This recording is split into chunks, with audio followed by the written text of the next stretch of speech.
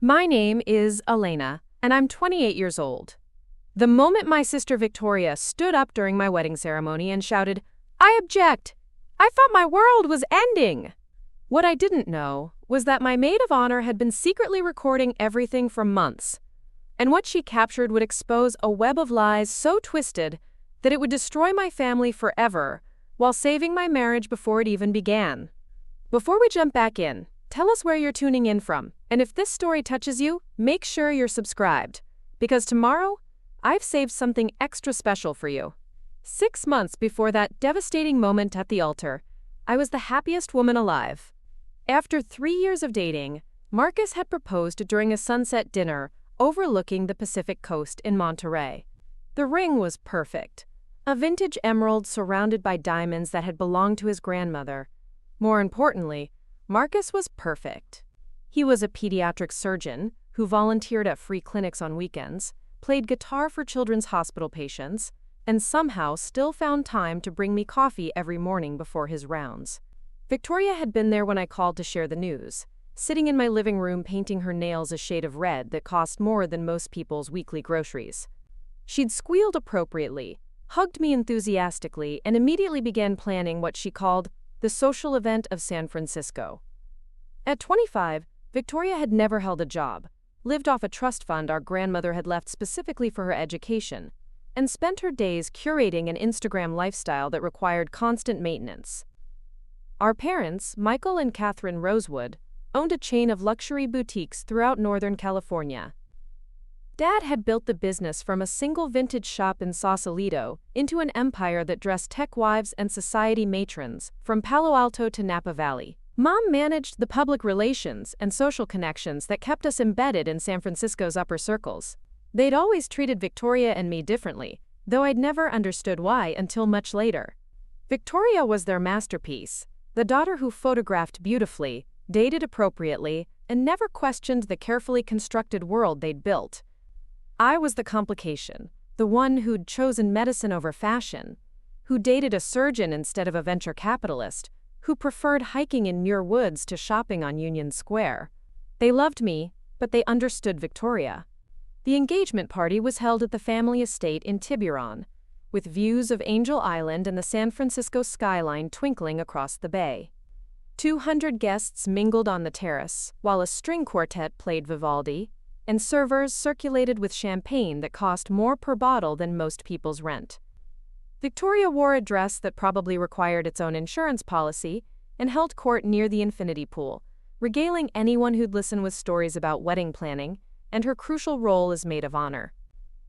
Marcus fit seamlessly into the evening, charming my parents, friends with stories from the hospital, and genuine interest in their lives. He remembered names, asked follow-up questions about their children, and somehow made everyone feel like the most important person in the room. Watching him navigate the social complexities that had always exhausted me, I felt a surge of gratitude that this man had chosen me.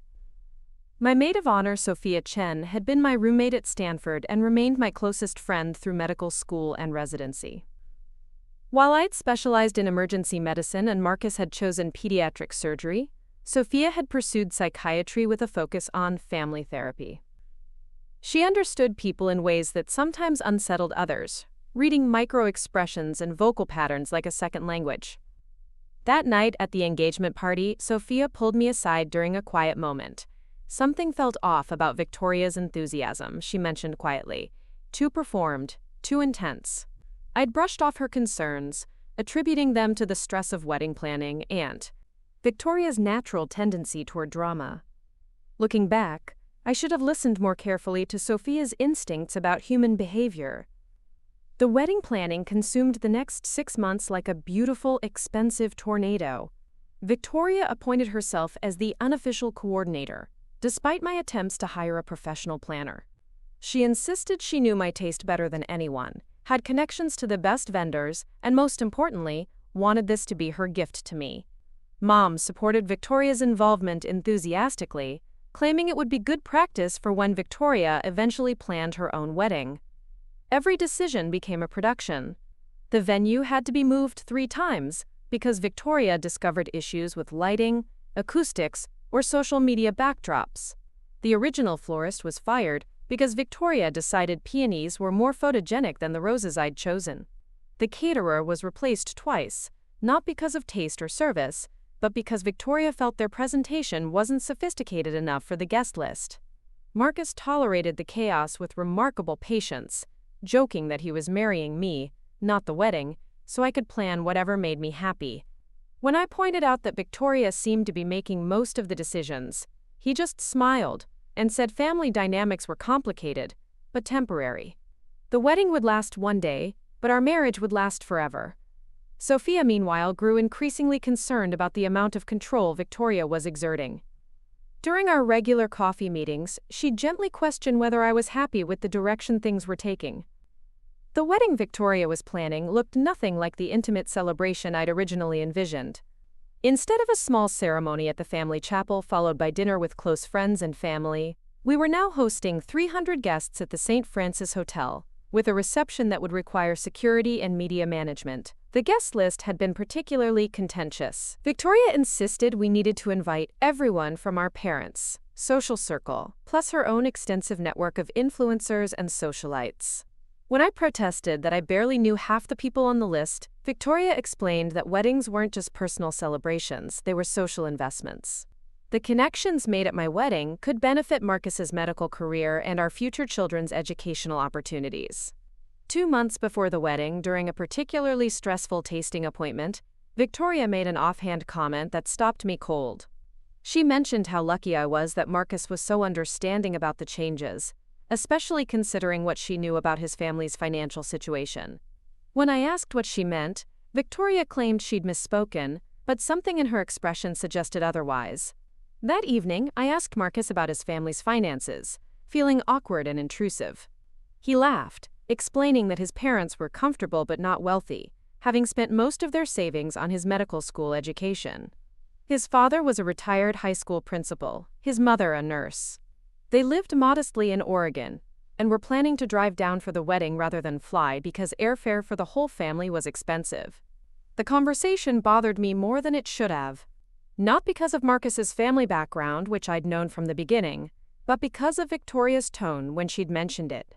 There had been something calculating in her voice, as if she possessed information she planned to use somehow. 3 weeks before the wedding, I discovered Victoria in my apartment going through my laptop. She claimed she was looking for photos for the rehearsal dinner slideshow, but the browser was open to my email account, specifically a thread with Marcus about our honeymoon plans. When I confronted her, Victoria became defensive, saying she was trying to coordinate surprises and needed to know our schedule. Sophia had stopped by during this confrontation and immediately picked up on the Preparing and narrating this story took us a lot of time. So if you are enjoying it, subscribe to our channel. It means a lot to us. Now, back to the story. tension. After Victoria left claiming she had a dress fitting, Sophia sat me down for what she called a reality check. Victoria's behavior had escalated beyond typical wedding stress into something concerning. The constant control, the invasive questions about Marcus, the way she deflected whenever pressed for details about her own relationships. Over the next week, Sophia quietly conducted what she called behavioral observation. She started paying closer attention to Victoria's interactions, her social media posts, and the stories she told about her involvement in wedding planning. What she discovered was a pattern of deception that went far deeper than wedding coordinator overreach. Victoria had been telling people she was the one who'd introduced Marcus and me, claiming credit for our relationship. She'd posted photos of herself with Marcus from family events, cropping me out and captioning them in ways that suggested they spent time together alone. Most disturbingly, she'd been reaching out to Marcus's colleagues and friends, presenting herself as his future sister-in-law and someone they should know for professional networking. When Sophia shared these discoveries, I felt sick. Victoria wasn't just over-involved in my wedding. She was inserting herself into my relationship in ways that felt possessive and inappropriate. But the evidence was circumstantial, the kind of thing that could be explained away as enthusiasm or misunderstanding. I needed more concrete proof before confronting Victoria directly. That's when Sophia suggested something that made me uncomfortable, but felt necessary. She wanted to record some of our conversations with Victoria, particularly when discussing Marcus or the wedding plans. Not for legal purposes, but to have documentation of exactly what was being said. Victoria's stories changed depending on her audience, and we needed to establish patterns. The recording device was tiny, designed for medical students to record lectures. Sophia clipped it inside her purse during our wedding planning sessions, capturing hours of conversations over the next 2 weeks. What we heard was devastating. During a meeting with the wedding planner, Victoria repeatedly referred to herself as the bride's representative, making decisions without consulting me and dismissing my preferences when they conflicted with her vision. She spoke about Marcus with inappropriate familiarity, sharing details about his work schedule and personal habits that she should never have known. More troubling were the conversations we captured when Victoria thought I wasn't listening. Phone calls where she described the wedding as her opportunity to establish herself in San Francisco's social hierarchy. Text message conversations read aloud to friends, where she joked about how easy it was to manipulate someone who trusted her completely. The most damaging recording came 3 days before the wedding, during what was supposed to be our final planning session. Victoria arrived early and began talking to Sophia while waiting for me to return from a last-minute dress fitting. Thinking Sophia was sympathetic to her cause, Victoria revealed the full scope of her scheme. She'd been researching Marcus's background since the engagement, looking for anything that could be used to create doubt about the marriage. She'd discovered that his ex-girlfriend from medical school had moved to San Francisco and was now working at a competing hospital. Victoria had contacted this woman, Alexandra, and convinced her to attend the wedding as her guest, planning to introduce her to our parents and selected guests as someone with important information about Marcus's character. Victoria's plan was to create enough drama and uncertainty to postpone the wedding, giving her time to either break us up entirely or position herself as the family member who'd saved me from making a terrible mistake. In either scenario, she'd emerge as the hero, the protective sister who'd sacrificed her own comfort to protect me. The recording captured Victoria's excitement, as she described how she'd convinced Alexandra to attend by claiming I'd specifically requested her presence, wanting to clear the air before the wedding. In reality, Marcus had mentioned Alexandra once in passing, describing their breakup as amicable but noting they'd grown apart due to career pressures and different life goals. Listening to Victoria's voice on that recording, hearing her discuss my life and relationship like pieces in a game she was playing, was one of the most sickening experiences of my life. This wasn't sibling rivalry or wedding stress. This was calculated sabotage by someone who was supposed to love and support me. Sophia and I spent the next 2 days deciding how to handle the situation. Confronting Victoria directly might prompt her to accelerate her timeline or find new ways to create chaos. Telling my parents would require explaining how we'd obtained the information, potentially creating trust issues that could overshadow the actual betrayal. Marcus needed to know, but I was terrified about how he'd react. We were 48 hours away from our wedding, surrounded by family and friends who'd traveled from across the country. Canceling or postponing would be devastating for everyone involved, not to mention the financial implications of lost deposits and canceled arrangements. The night before the wedding, during the rehearsal dinner, I watched Victoria work the room with practiced charm. She'd positioned herself at the head table, despite my attempts to seat her with other family members. Every speech seemed to include her contributions to the wedding planning.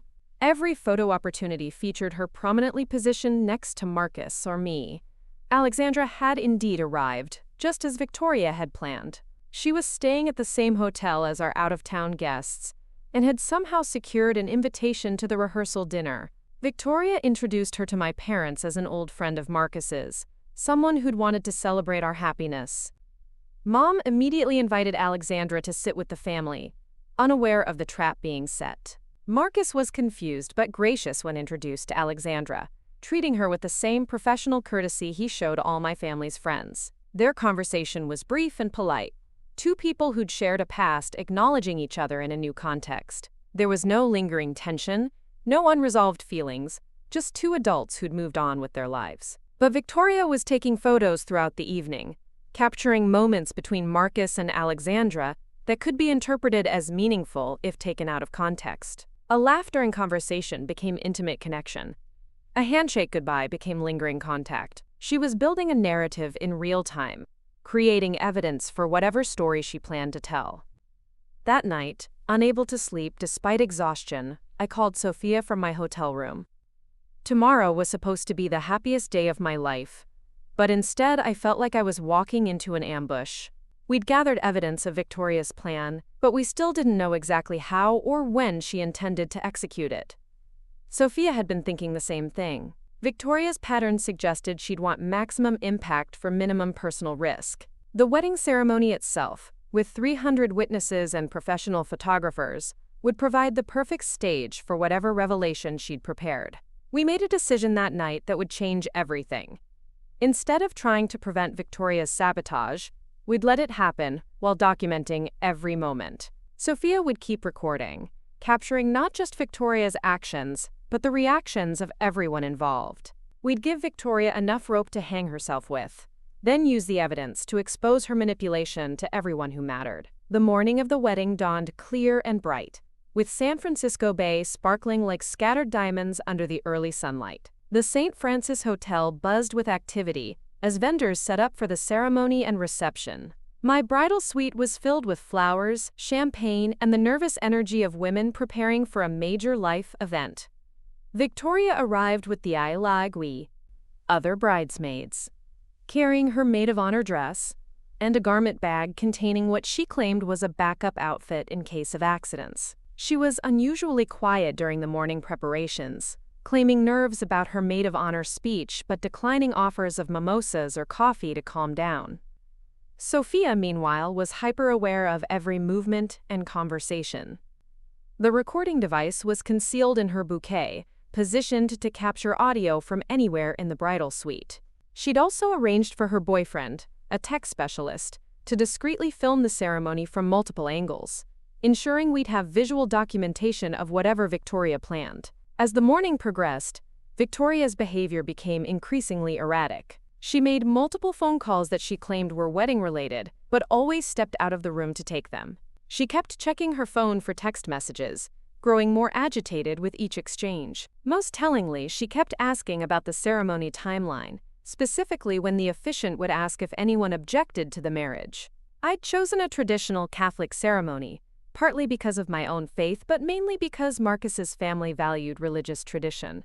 The priest, Father Rodriguez, had known my family for years and had agreed to perform the ceremony despite Marcus being Protestant. He'd explained during our pre-marriage counseling that the objection portion of the ceremony was largely ceremonial in modern weddings, included for historical tradition rather than practical necessity. Victoria seemed particularly interested in this aspect of the ceremony, asking detailed questions about what would happen if someone actually objected. Would the ceremony stop immediately? Would the priest address the objection publicly? How long would the pause last before proceeding? Her questions seemed academic, but combined with everything else we'd discovered, they felt ominous. An hour before the ceremony, while having my final makeup touch-ups, I received a text from an unknown number. The message was simple but chilling. Ask Victoria about the photos she's been taking. Ask her about the story she's planning to tell. You deserve to know the truth before you walk down that aisle. I showed the message to Sophia, who immediately recognized the implications. Someone else knew about Victoria's plan, possibly someone who was supposed to be helping her execute it. The fact that they were warning me suggested Victoria's manipulation had overreached, creating enemies among her own conspirators. Sophia discreetly stepped out to call the number, but it went straight to voicemail with no identifying message. When she returned, she confirmed what we'd both suspected. Victoria had recruited help for whatever she was planning, but at least one person involved had developed second thoughts. The final 30 minutes before the ceremony passed in a blur of last-minute preparations and photographer demands. Victoria had become almost manic in her attention to detail, adjusting my dress, repositioning my veil, and repeatedly checking that everyone knew their roles in the processional. She seemed particularly concerned about the timing of her entrance as maid of honor, asking repeatedly about the musical cues and positioning relative to the altar. As we lined up for the processional, Victoria pulled me aside for what she claimed would be our last private moment before I became Mrs. Marcus Rivera. Her words were loving and supportive, but her eyes held something I'd never seen before, a coldness that made my skin crawl despite the warmth of the day. She told me how proud she was to be my sister, how happy she was that I'd found someone as wonderful as Marcus. She mentioned how important it was that I knew I could always count on family to tell me the truth, even when it was difficult to hear. At the time, I thought she was being sentimental, Later, I'd realize she was giving me one last chance to back out before she destroyed everything.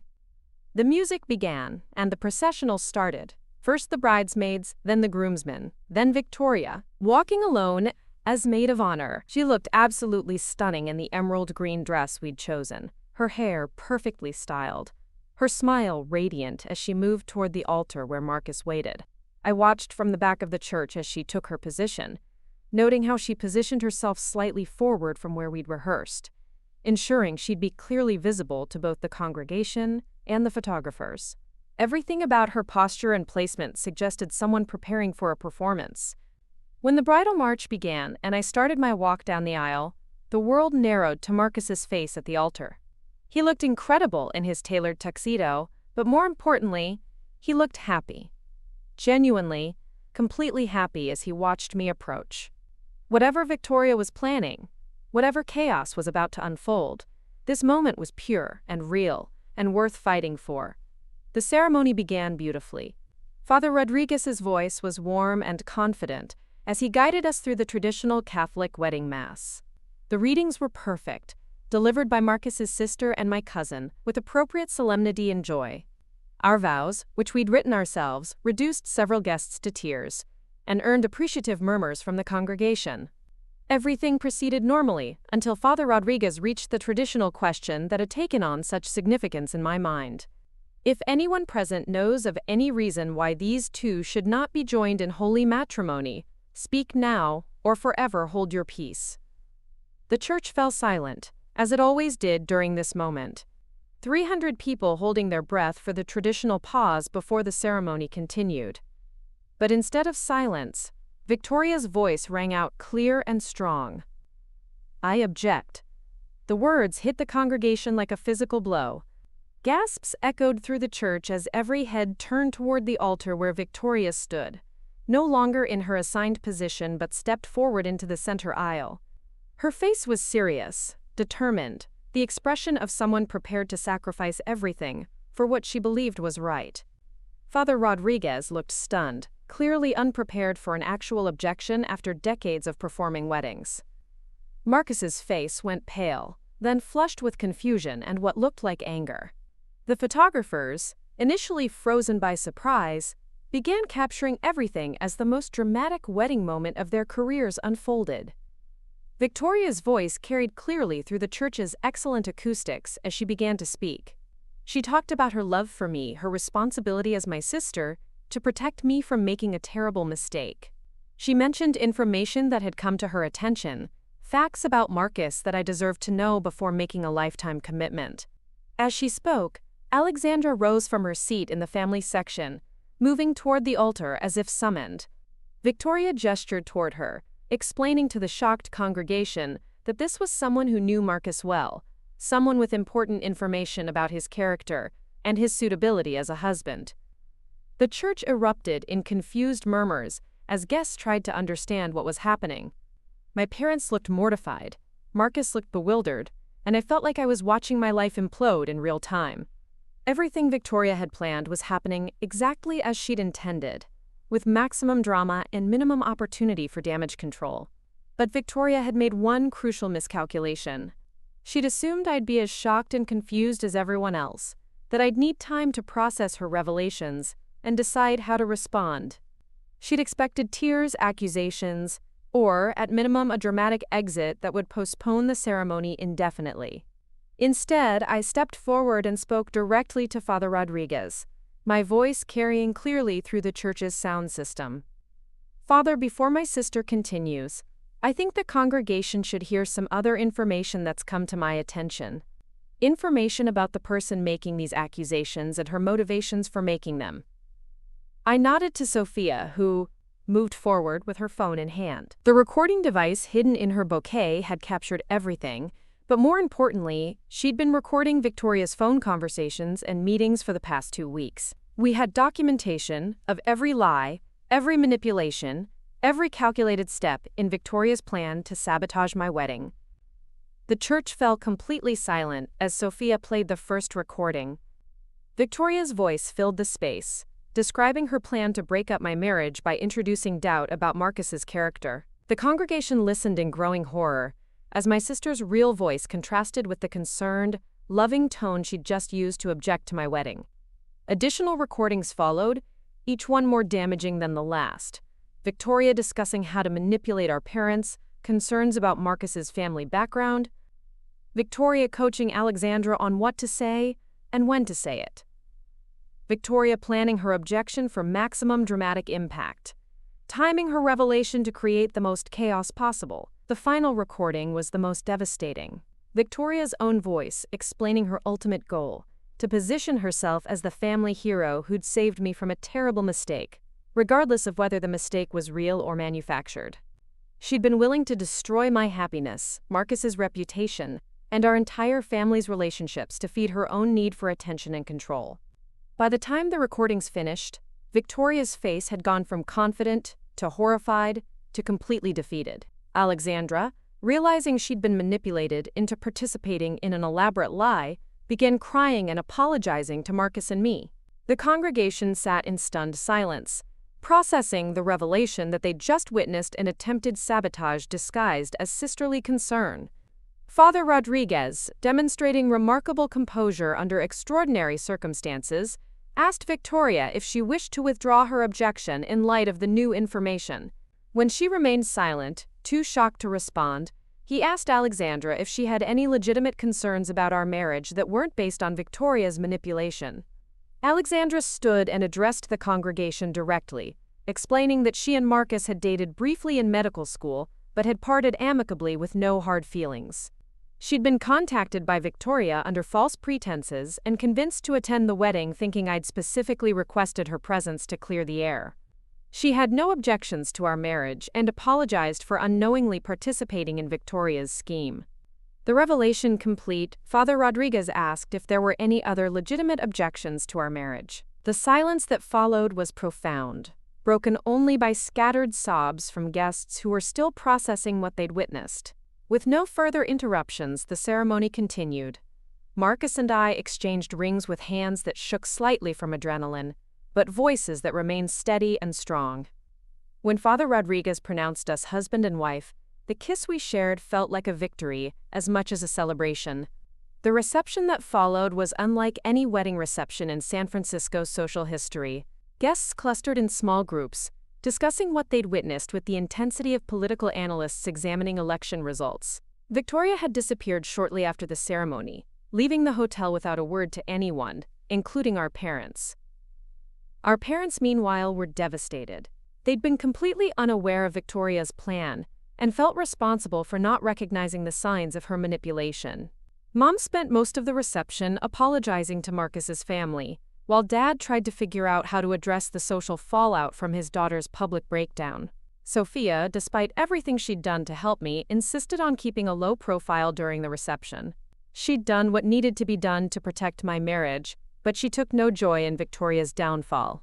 Later, she'd tell me that she'd hoped Victoria would come to her senses and abandon the plan, making the pomo recordings unnecessary. Marcus handled the situation with remarkable grace, thanking guests for their patience during the unusual ceremony, and focusing attention on celebrating our marriage rather than dissecting Victoria's betrayal. His medical training had taught him to remain calm during crises, and he applied those skills to managing our wedding day disaster. The recordings Sophia had made became crucial evidence in the days that followed. Victoria's manipulation had involved fraud, harassment, and potentially criminal interference with our marriage ceremony. While we ultimately chose not to pursue legal action, the documentation provided proof of her behavior that could no longer be denied or explained away.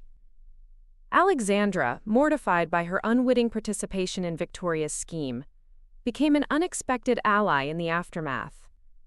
She provided additional evidence of Victoria's manipulation and helped us understand the full scope of the plan we'd thwarted. Her willingness to admit her mistake and apologize publicly helped mitigate some of the social damage Victoria had intended to cause. The next few months brought a complete transformation of our family dynamics. Victoria disappeared from San Francisco entirely, reportedly seeking treatment for what our parents diplomatically described as emotional difficulties. The trust fund she'd been living on was placed under professional management, preventing her from accessing large sums without oversight. Our parents, shaken by the revelation of Victoria's true character, began therapy to understand how they'd missed the signs of her manipulation and to repair their relationship with me.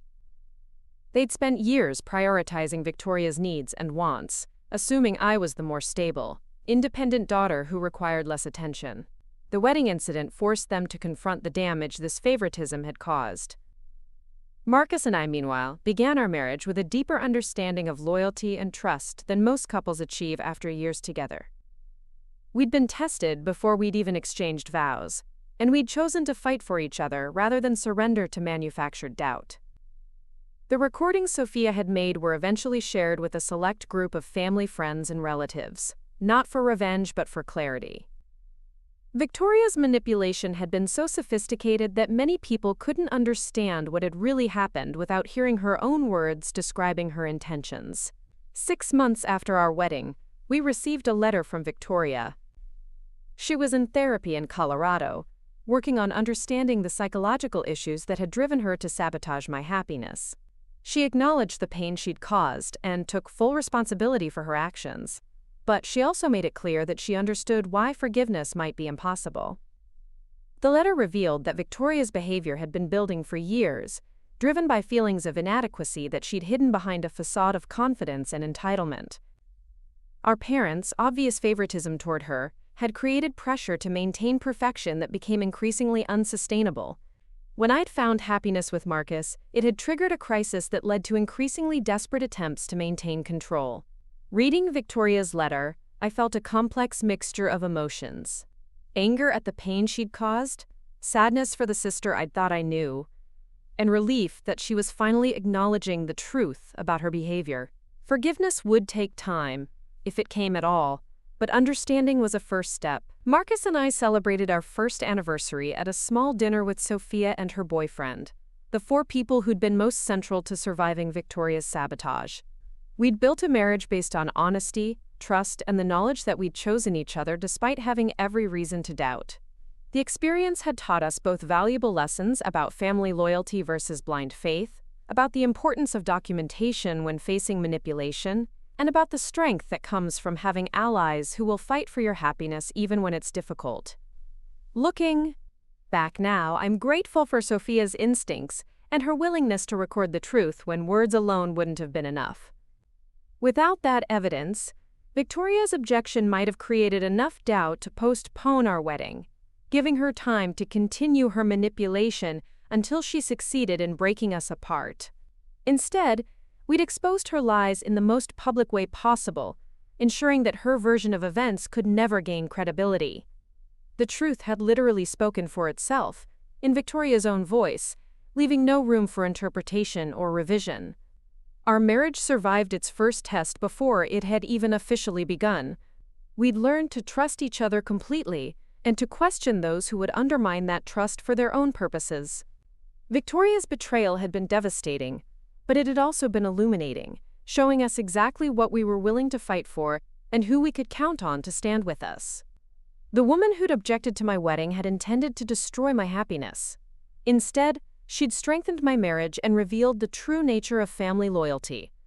Sometimes the most painful betrayals lead to the most important revelations, and sometimes the people who try to hurt us end up helping us more than they could ever know. Marcus and I built our life together on the foundation of that knowledge, secure in the understanding that we'd already survived the worst attempt to tear us apart. Victoria's secret recording had backfired spectacularly, but Sophia's secret recording had saved everything that mattered. In the end, the truth really did set us free. The weeks following our wedding felt like living in the aftermath of an earthquake.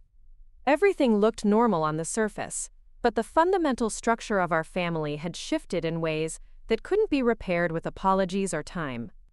Victoria's disappearance had left a void that somehow made her presence felt more acutely than when she'd been actively sabotaging my life. Marcus threw himself into his work at the Children's Hospital with renewed intensity, staying late for surgeries and volunteering for weekend shifts that weren't required. When I asked if he was avoiding the social fallout from our wedding, he admitted that facing colleagues who'd witnessed Victoria's meltdown felt overwhelming. The medical community in San Francisco was smaller than people realized, and gossip traveled fast through hospital corridors and medical conferences. Dr. Patricia Williams, the chief of pediatric surgery and Marcus's mentor, had attended our wedding with her husband. The Monday after our honeymoon, she called Marcus into her office for what she described as a wellness check. She'd been concerned about the stress he might be experiencing and wanted to ensure he had support systems in place. Marcus later told me that Dr. Williams had been surprisingly understanding about the situation. She'd witnessed enough family drama in her personal and professional life to recognize manipulation when she saw it. More importantly, she'd been impressed by how Marcus had handled the crisis during the ceremony itself, maintaining composure and focusing on protecting our marriage rather than retaliating against Victoria. The conversation with Dr. Williams had given Marcus permission to process what had happened without feeling like he needed to minimize or ignore it. Victoria's actions had been a direct attack on his character and reputation, witnessed by 300 people including professional colleagues and community leaders. The emotional impact was significant, even though the truth had ultimately been revealed. Meanwhile, I was dealing with my own professional challenges. The emergency department at San Francisco General Hospital buzzed with conversations that stopped abruptly when I entered rooms. My colleagues weren't malicious, but they were curious about the wedding incident that had already become legendary in medical circles. Everyone wanted to know how I'd known to prepare recordings, whether I'd suspected Victoria's plan, and how I was handling the family fallout. Dr. Jennifer Martinez, my attending physician and someone I'd always respected, pulled me aside during a particularly busy shift. She'd heard various versions of what had happened at my wedding and wanted to make sure I knew that my professional reputation remained intact. The medical community had rallied around Marcus and me, viewing Victoria's actions as an attack on one of their own rather than a reflection of any real problems with our relationship. That conversation reminded me how isolated Victoria had become in her manipulation. She'd assumed that creating doubt about Marcus would be easy, that people would readily believe negative stories about someone they barely knew. Instead, Marcus's reputation for integrity and kindness had protected him more effectively than any defense we could have mounted. Sophia had become our unofficial therapist during this period, helping us process the emotional aftermath of Victoria's betrayal. Her background in psychiatry gave her insights into family dynamics that proved invaluable as we navigated the complex feelings surrounding my sister's actions. She helped us understand that Victoria's behavior followed patterns typical of narcissistic personality disorders, where the need for control and attention can override empathy and moral judgment. During one of our evening walks through Golden Gate Park, Sophia explained that Victoria's escalation had probably been building for years. The engagement announcement had triggered a crisis because it represented a major life event that wasn't centered on her. The wedding planning period had given her an opportunity to insert herself into the narrative, but ultimately she'd needed something more dramatic to regain the spotlight. The recordings we'd made had captured not just Victoria's plan, but her emotional state during its execution. Listening to them again with professional distance, Sophia could identify signs of desperation and panic that suggested Victoria knew her behavior was wrong but felt unable to stop herself. It was a pattern that often required professional intervention to break. Our parents were struggling with their own guilt and confusion about Victoria's actions. Dad had always prided himself on reading people accurately, a skill that had served him well in business. The revelation that he'd completely misunderstood his younger daughter's character was devastating to his self-image. He'd spent hours analyzing every interaction with Victoria, looking for signs he'd missed or warning signals he'd dismissed. Mom's response was more emotional, but equally profound. She'd viewed Victoria as her crowning achievement, the daughter who'd inherited her social skills and aesthetic sense. Learning that Victoria had used these gifts for manipulation rather than genuine connection forced Mom to question everything she'd taught both of us about family loyalty and social relationships. The hardest part for our parents was accepting that Victoria's problems weren't something they could fix with money, connections, or emotional support. She needed professional help that they couldn't provide, and she needed to want that help enough to engage with it honestly. The letter we'd received from Colorado suggested she was beginning that process. But recovery would take years, not months. 3 weeks after our wedding, we received an unexpected visit from Alexandra. She'd been struggling with guilt about her role in Victoria's plan, even though she'd been manipulated rather than complicit. She wanted to apologize in person and to share additional information about Victoria's behavior that might help us understand what had happened. Alexandra revealed that Victoria had contacted her multiple times over several months, gradually building a relationship based on shared concerns about Marcus's character. Victoria had been incredibly sophisticated in her approach, sharing just enough real information to seem credible, while slowly introducing fictional problems that painted Marcus as unreliable or dishonest. The manipulation had been so gradual that Alexandra hadn't realized she was being used until she heard the recordings at our wedding. Victoria had convinced her that I was having doubts about the marriage but was too proud to admit them publicly. By attending the wedding and being available to share her perspective on Marcus's character, Alexandra thought she was helping me make an informed decision. Learning about the months of manipulation that had preceded the wedding made Victoria's actions seem even more calculated and cruel. This hadn't been a moment of panic or poor judgment, but a sustained campaign designed to destroy my relationship from within. The level of planning and deception was staggering, and it explained why Victoria had been so confident in her ability to disrupt the ceremony. Alexandra's visit also provided insight into how Victoria had gathered information about Marcus's personal life and professional relationships. She'd been conducting what amounted to surveillance, reaching out to people from his past under various pretenses and collecting details that could be weaponized if needed. The picture that emerged was of someone who'd been preparing for psychological warfare long before the actual battle began. Marcus and I decided to share this new information with Sophia, who was continuing to analyze Victoria's behavior patterns for our understanding and protection. The level of premeditation involved in Victoria's scheme suggested that her problems went deeper than family dynamics or wedding stress. This was the behavior of someone who might attempt similar manipulation in the future if her underlying issues weren't addressed. Meanwhile, the social consequences of Victoria's actions continued to ripple through San Francisco's interconnected communities. Several families who'd been planning to include Victoria in upcoming events quietly withdrew their invitations. The recording of her admitting to manipulation had been shared discreetly among our parents' social circle, not for revenge, but for protection against future schemes. The most significant social fallout came when Preston Whitmore, a venture capitalist Victoria had been dating before her disappearance, publicly distanced himself from her actions. Preston released a statement through his family's public relations firm, expressing support for Marcus and me, while making it clear that he'd ended his relationship with Victoria before learning about her wedding sabotage. This statement was particularly damaging to Victoria's reputation, because Preston was well connected in tech and finance circles throughout the Bay Area. His public rejection of her behavior carried weight with people who might otherwise have been willing to give Victoria the benefit of the doubt or attribute her actions to wedding stress. Our parents tried to minimize the social damage by maintaining dignity and accepting responsibility for not recognizing Victoria's problems sooner. They attended every social obligation with grace, refusing to make excuses for Victoria while also making it clear that they supported our marriage completely. Their handling of the situation earned respect from people who might otherwise have questioned the entire family's judgment. 4 months after the wedding, we received another letter from Victoria. This one was different in tone, less focused on apology and more on explanation.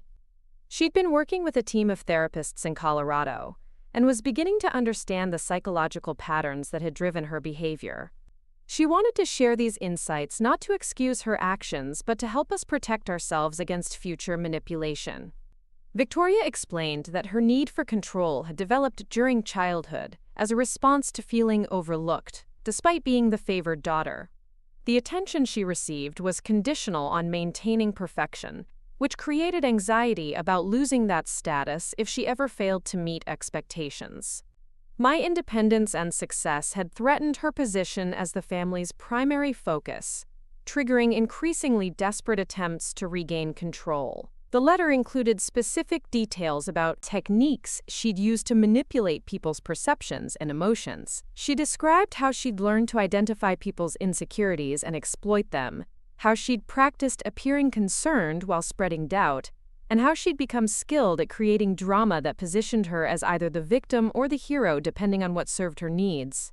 Reading Victoria's clinical analysis of her own manipulation was disturbing but valuable. It helped us understand that her behavior hadn't been personal, despite feeling like a direct attack on our relationship. We'd been targets because we represented something she needed to control, not because she genuinely believed Marcus was wrong for me, or that our marriage was a mistake. The letter also revealed that Victoria had attempted similar manipulation with other family members and friends over the years, though never as dramatically as with our wedding. She'd sabotaged relationships, spread rumors, and created conflicts whenever she felt her position was threatened. Her success with smaller manipulations had given her confidence to attempt something as ambitious as disrupting our wedding ceremony. This revelation prompted conversations with extended family members and longtime friends about their own experiences with Victoria. Several people shared stories of strange coincidences, broken relationships, and social dramas that suddenly made sense when viewed through the lens of Victoria's admission. She'd been manipulating people for years, but so skillfully that no one had connected the various incidents to a pattern of deliberate sabotage. Marcus and I decided to share Victoria's letter with our therapist, Dr. Rebecca Chen, who'd been helping us process the trauma of the wedding incident and its aftermath. Dr. Chen was Sophia's colleague and someone who specialized in family systems therapy with a focus on narcissistic abuse patterns. Dr. Chen explained that Victoria's detailed confession was actually a positive sign for her recovery, indicating genuine self-awareness rather than continued manipulation. However, she also warned us that recovery from narcissistic personality patterns was extremely difficult, and that Victoria might experience setbacks or relapses in her behavior even with professional help. The most important insight Dr. Chen provided was about protecting ourselves going forward. Victoria's letter demonstrated sophisticated understanding of psychological manipulation, which meant she was potentially more dangerous now than before, even if she was genuinely trying to change. Knowledge of manipulation techniques could be used for good or ill, depending on Victoria's emotional state and circumstances.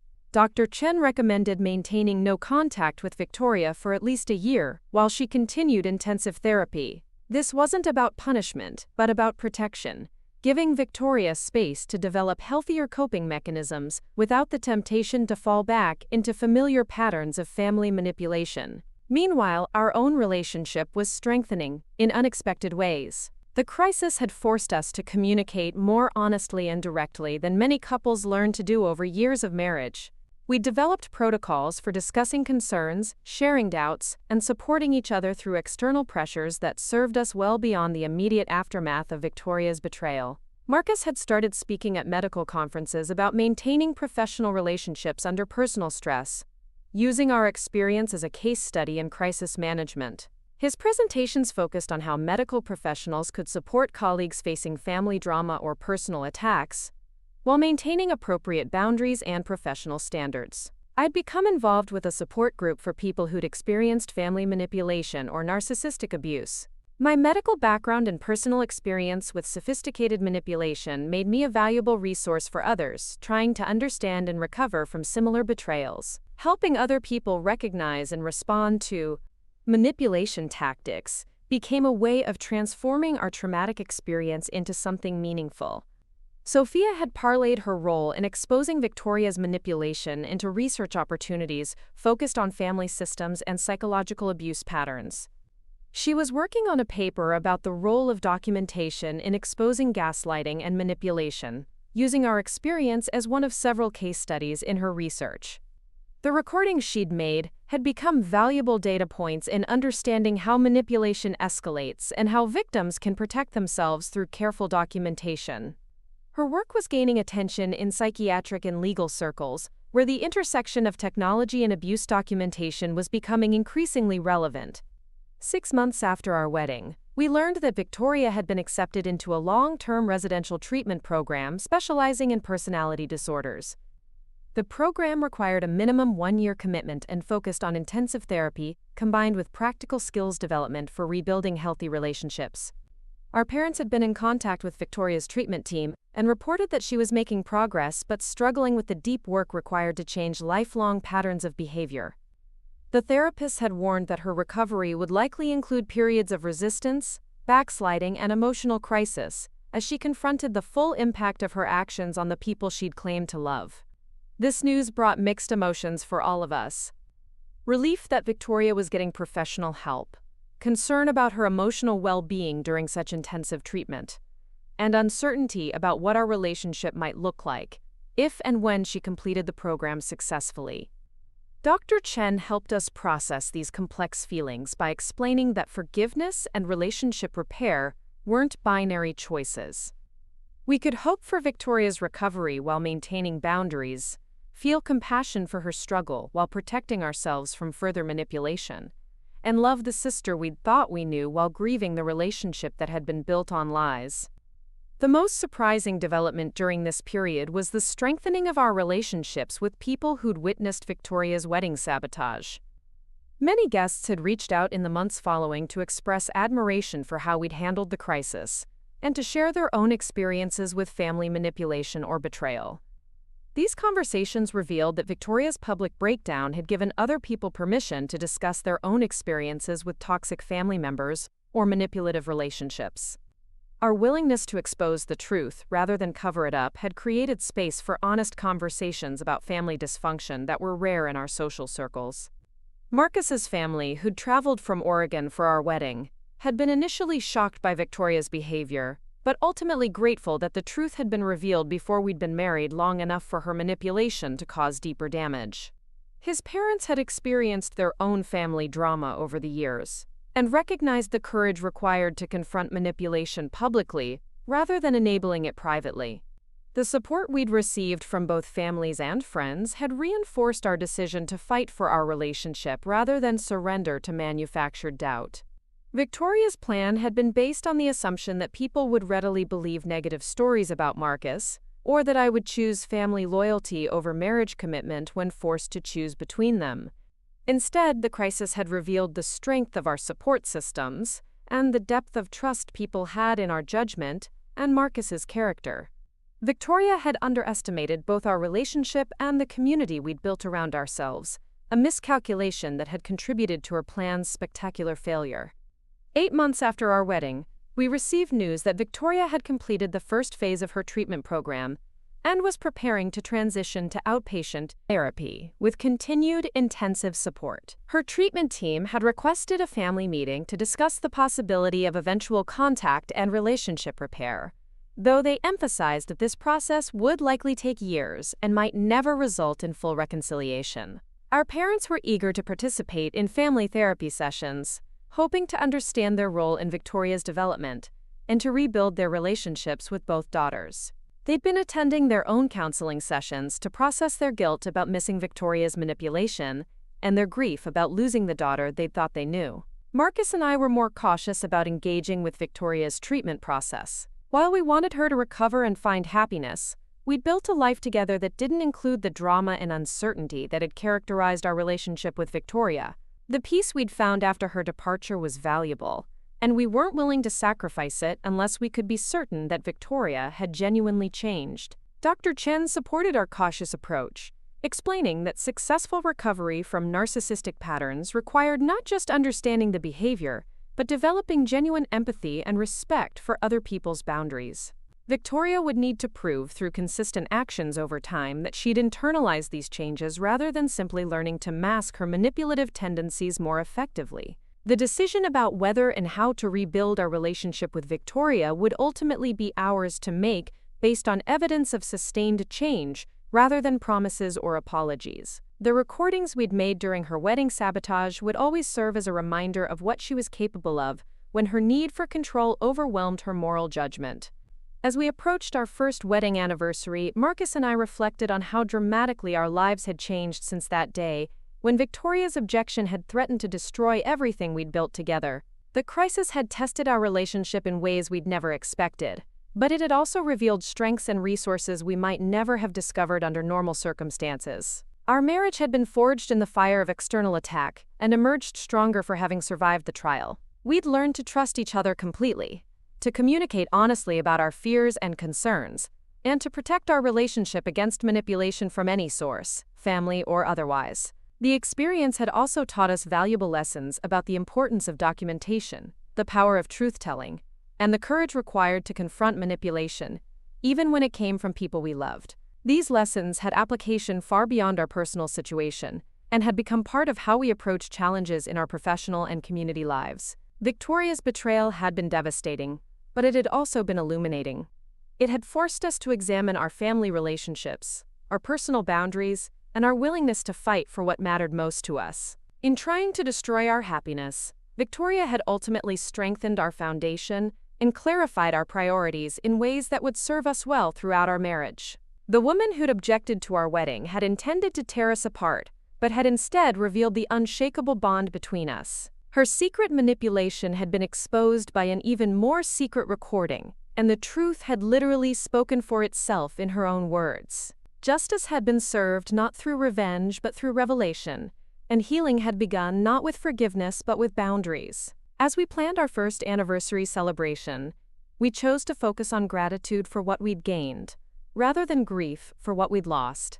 Victoria's absence from our lives was painful, but it was also peaceful. The sister we'd loved had been a fiction, and the woman who'd tried to sabotage our wedding was someone we were still learning to understand. Our real family consisted of the people who'd stood with us during the crisis, who'd supported our marriage even when it was under attack, and who'd helped us rebuild in the aftermath of betrayal. This chosen family was smaller than our biological one, but infinitely more trustworthy, and it provided the foundation for the life we were building together. The truth had set us free, and freedom had allowed us to create something beautiful from the ashes of deception.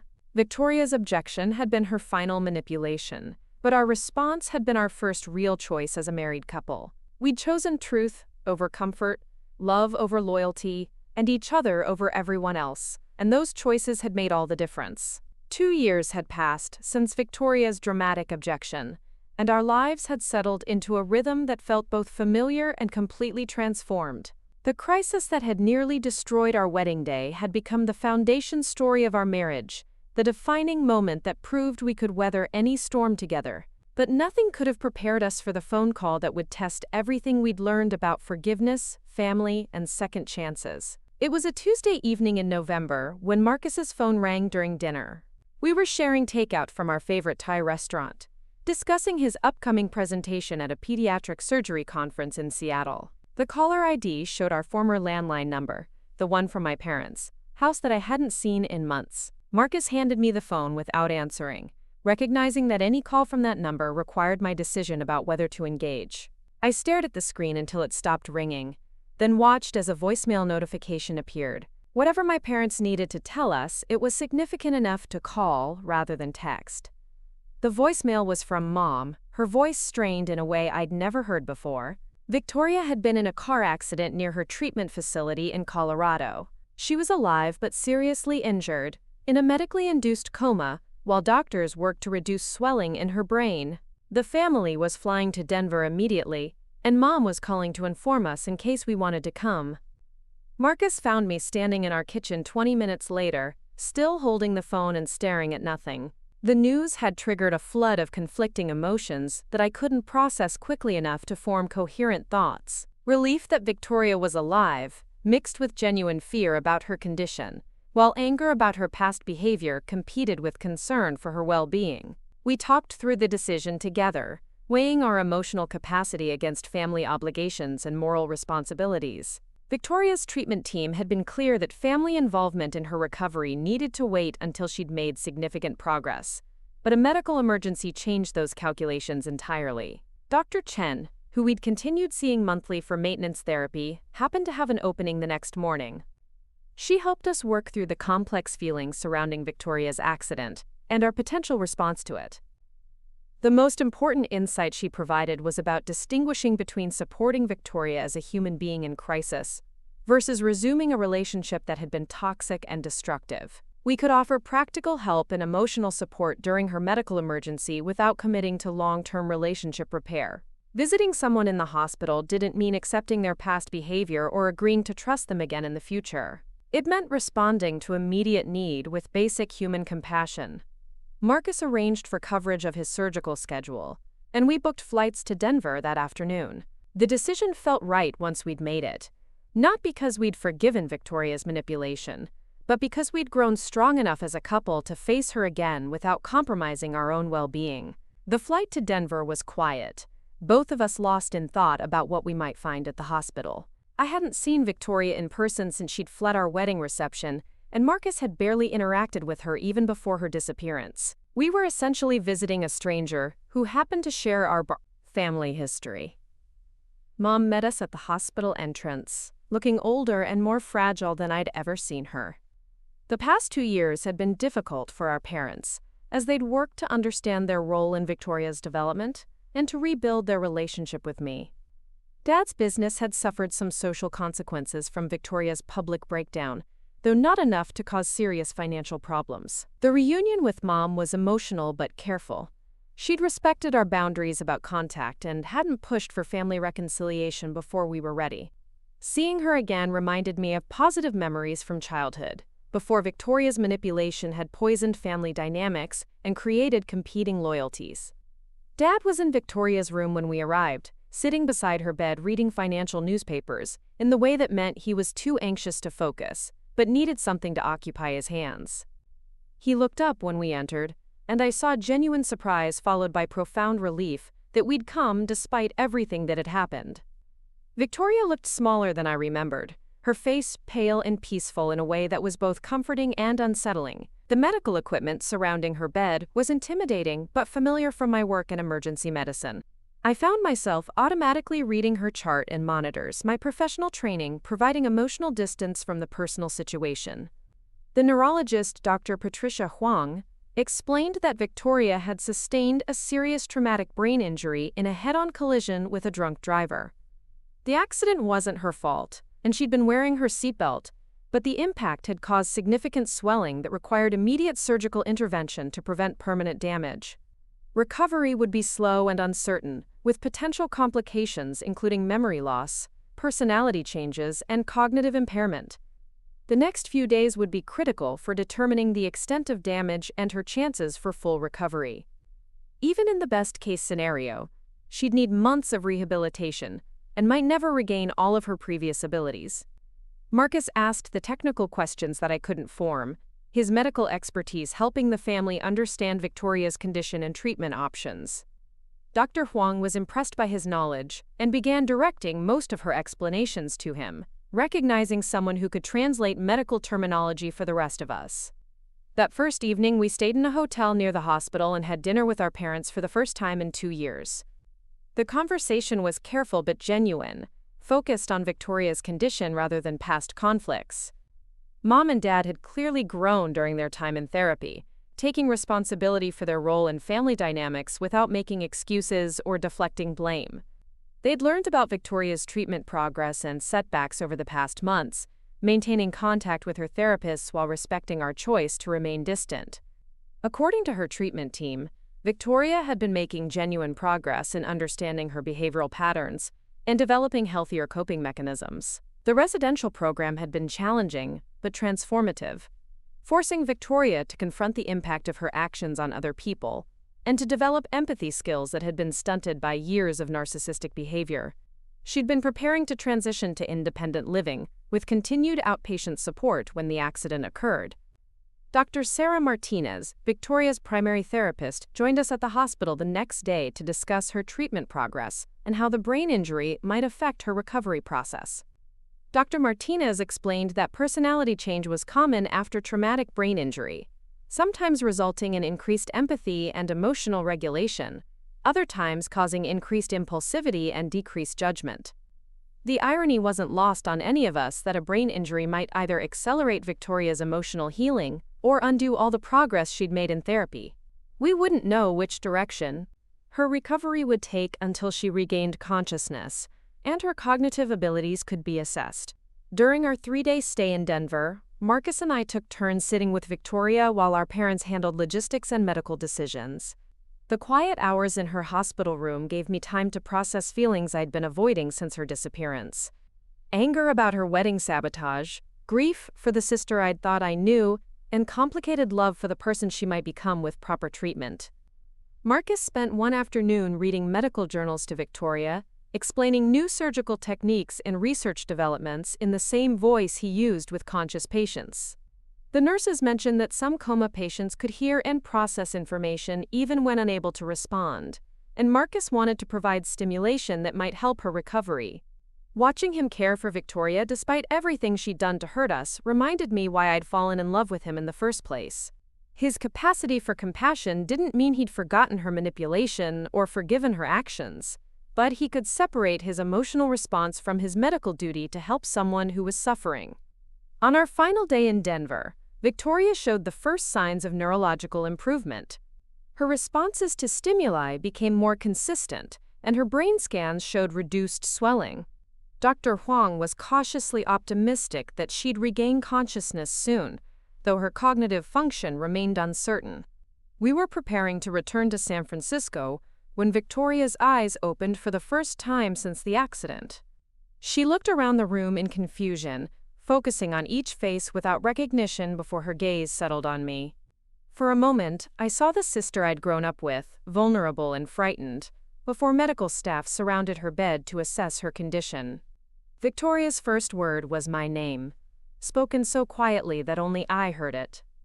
She couldn't form complete sentences yet, and her short-term memory was severely impaired, but she remembered me.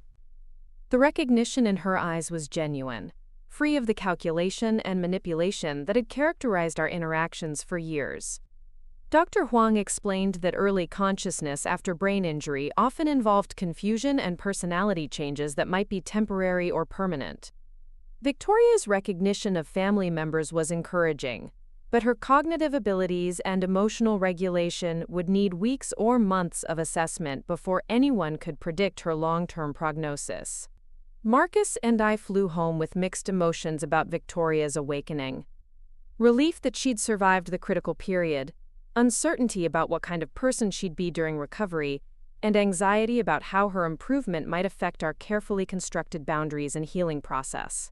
We'd agreed during our Denver visit that we could support Victoria's medical recovery without committing to relationship repair. Brain injury changed the equation somewhat because she might emerge from treatment as essentially a different person than the one who'd sabotaged our wedding, but we wouldn't know for months whether any changes were genuine and lasting. The next few weeks brought regular updates from our parents about Victoria's progress. Her physical recovery was remarkable, exceeding doctors' expectations for someone with her initial injuries.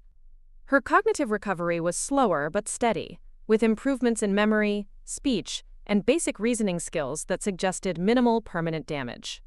The most significant change was in Victoria's emotional responses.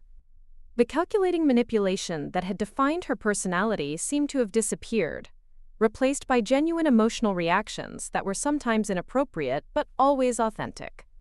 She cried easily, laughed without restraint, and expressed affection for family members without apparent ulterior motives.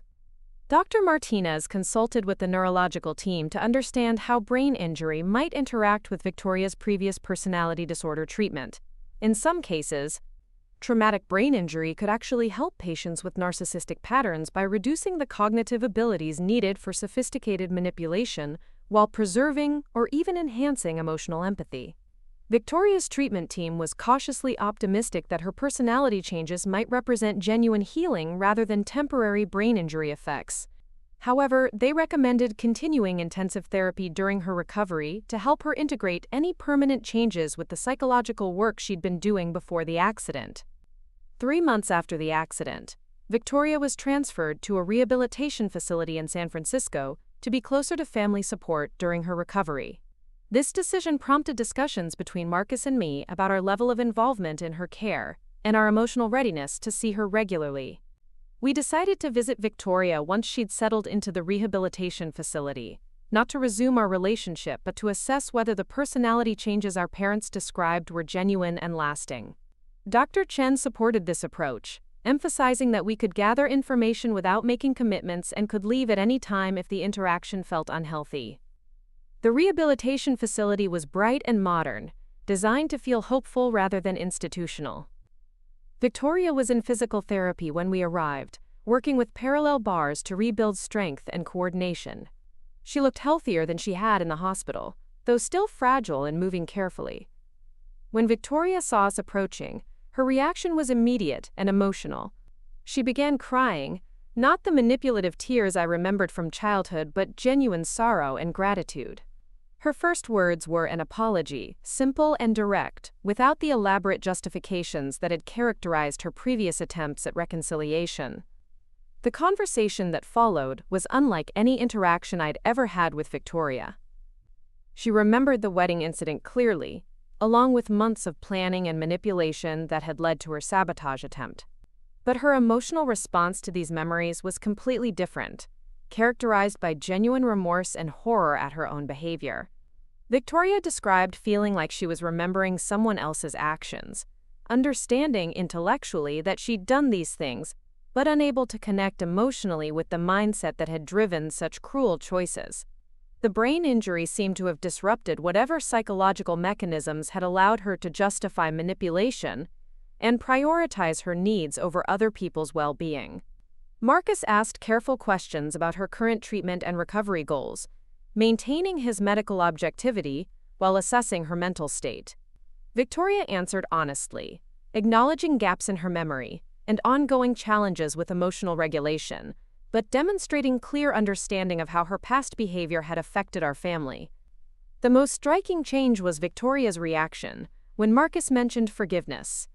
Instead of demanding it or manipulating for it, she immediately said she didn't expect or deserve forgiveness from us.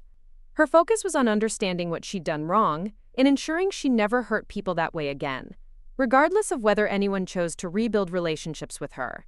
We spent 2 hours with Victoria that day, long enough to see consistent patterns in her responses and emotional reactions. The calculating, manipulative sister I'd grown up with seemed to have been replaced by someone who is still recognizably Victoria, but operating from completely different emotional and moral frameworks. During the drive home, Marcus and I processed what we'd observed and felt during the visit. Victoria's changes seemed genuine rather than performed, but brain injury recovery was unpredictable, and personality changes could be temporary. We'd need to see consistent patterns over time before making any decisions about relationship repair. Over the next 6 months, we visited Victoria monthly, gradually increasing our comfort level with her presence while maintaining clear boundaries about our expectations and limitations. Each visit reinforced our impression that her personality changes were substantial and lasting, though she continued to struggle with impulse control and emotional regulation typical of brain injury recovery. Victoria's progress in rehabilitation was remarkable. She regained full physical function and most of her cognitive abilities, though she remained more emotionally reactive than before the accident. Her treatment team was optimistic that continued therapy would help her develop better emotional regulation skills while preserving the increased empathy that seemed to be a permanent result of her injury. The most significant milestone came 8 months after the accident, when Victoria asked to participate in a family therapy session to address the harm she'd caused and explore possibilities for healing. Dr. Chen agreed to facilitate the session, with the understanding that participation didn't commit anyone to ongoing relationship repair. The family therapy session was emotionally intense, but productive. Victoria took full responsibility for her manipulation, without making excuses or blaming her mental health issues. She acknowledged the specific ways her actions had hurt each family member and expressed genuine understanding of why trust would be difficult to rebuild. Our parents used the session to address their own role in enabling Victoria's behavior and to commit to healthier family dynamics going forward. They'd learned to recognize manipulation tactics and to maintain appropriate boundaries, even with family members they loved. Marcus and I were able to express our ongoing concerns about Victoria's recovery and our need for time to assess whether her changes were permanent. We appreciated her progress but weren't ready to resume a close relationship without more evidence of sustained emotional growth and behavioral change. The session ended with agreements about ongoing contact and boundaries that felt manageable for everyone involved. Victoria would continue intensive therapy while gradually rebuilding trust through consistent actions over time. Our parents would maintain appropriate boundaries while supporting Victoria's recovery. Marcus and I would remain open to gradual relationship repair while protecting our own emotional well-being. A year after Victoria's accident, she'd made enough progress to transition to independent living with ongoing outpatient support. Her personality changes had stabilized, leaving her with increased emotional empathy but decreased ability for the sophisticated manipulation that had characterized her previous behavior. Victoria found work as a volunteer coordinator for a brain injury support organization, using her experience to help other families navigate recovery challenges. The work suited her natural organizational skills, while providing meaningful purpose that didn't depend on controlling or manipulating other people. Her relationship with our parents had improved significantly, though they maintained boundaries that prevented them from resuming their previous enabling patterns. Victoria seemed to appreciate these boundaries rather than resent them, understanding that healthy relationships required mutual respect and appropriate limits. Marcus and I continued monthly visits that had evolved into genuinely pleasant interactions. Victoria was interested in our lives without being intrusive, supportive of our marriage without trying to insert herself into our relationship, and honest about her ongoing recovery challenges without using them to manipulate sympathy. The most meaningful conversation we had during this period occurred on the second anniversary of her accident. Victoria thanked us for supporting her recovery despite having every reason to maintain distance. She acknowledged that forgiveness and relationship repair were gifts that couldn't be demanded or manipulated, only offered freely when the recipient had earned them through consistent change. Victoria also shared her perspective on how the brain injury had affected her personality and worldview. She described feeling like she'd awakened from a lifetime of emotional numbness, finally able to experience genuine empathy and connection with other people. The calculating, manipulative thoughts that had dominated her previous mental life had simply disappeared, leaving space for authentic emotions and moral reasoning. The transformation was so complete that Victoria sometimes struggled to understand her own past behavior. Reading her old journals and social media posts felt like studying a stranger's life, someone whose motivations and thought processes were foreign to her current self. 3 years after the accident, Victoria asked if she could write a letter to be read at our anniversary dinner. The letter was a masterpiece of accountability and genuine remorse, acknowledging the specific ways her wedding sabotage had hurt us while expressing gratitude for our willingness to support her recovery despite her actions. Most importantly, the letter included no requests for forgiveness or relationship repair. Victoria's focus remained on understanding the impact of her behavior and ensuring she never caused such harm again, regardless of whether anyone chose to rebuild relationships with her. Marcus read the letter aloud during our anniversary dinner, and we found ourselves genuinely moved by Victoria's growth and emotional maturity. The sister who'd tried to destroy our wedding had been replaced by someone who celebrated our happiness without needing to be central to it. We decided that evening to invite Victoria to our next anniversary celebration, not as a return to our previous family dynamic, but as recognition that she'd become someone worthy of trust and inclusion. The invitation would come with clear boundaries and expectations, but it represented genuine progress in healing our family relationships. Victoria's response to the invitation was characteristic of her transformed personality. She expressed gratitude while acknowledging that she understood the significance of being trusted with such an important celebration. She committed to respecting whatever boundaries we established, and to leaving immediately if her presence caused any discomfort. The anniversary dinner was small and intimate, including only our closest friends and immediate family. Victoria arrived with a gift for us but no expectations of attention or special treatment. She contributed to conversations naturally without dominating them, expressed genuine interest in our friends' lives, and left at an appropriate time without needing to be asked. Watching Victoria interact normally with the people we cared about felt surreal given our history, but it also felt hopeful. The brain injury that could have destroyed her life had instead created space for the emotional growth that years of therapy had been unable to achieve. 4 years after Victoria's objection at our wedding, we found ourselves in a position we'd never expected to reach.